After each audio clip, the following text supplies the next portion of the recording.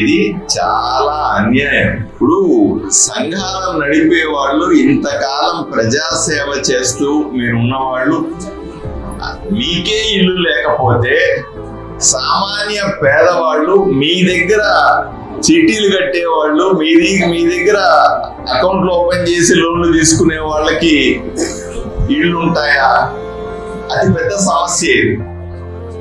మీ దగ్గర ఇప్పుడు మీరు చెయ్యెత్తిన వాళ్ళు 50% కంటే ఎక్కువగా ఉన్నారు.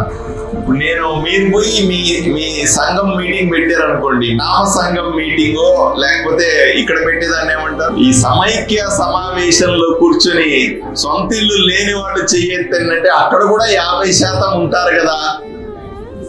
ఉండరా?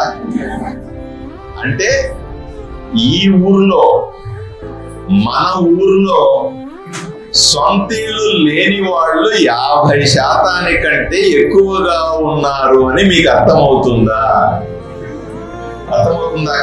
చెల్లి? కానీ ఒక విచిత్రం చూడండి అమ్మా, స్వాతంత్రం వచ్చినప్పటి నుంచి ఈ రోజు దాకా ఏ ప్రభుత్వం వచ్చినప్పటికీ కూడా, అది కేంద్ర ప్రభుత్వమైనా రాష్ట్రంలో ఉన్న ప్రభుత్వమైనా, వచ్చినప్పటి నుంచి కూడా పేదలకిళ్ళు ఊకతప్పుడు ఉపన్యాసాలు ఇస్తాం. అవునా?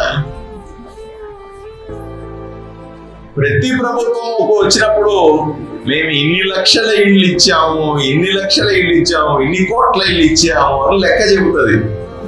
అవునా? నిజంగా అప్పటి నుంచి ఇప్పటిదాకా అందరికీ ఇళ్ళు ఇచ్చేసే ఉంటే ఇప్పటికీ ఇళ్ళు లేని వ్యక్తే ఉండేవాడు కాదు అంటాను నేను. నిజమా కాదా?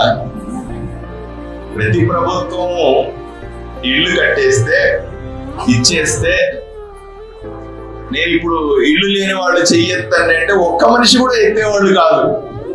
మాకందరికి ఇళ్ళు ఉన్నాయని చెప్పారు. కానీ మీ పరిస్థితి ఇలా ఉంటే ఇక సామాన్య మహిళ, సామాన్య కుటుంబం పరిస్థితి ఏ విధంగా ఉంటుందో ఒక్కసారి మీరు ఆలోచన చేయాలి.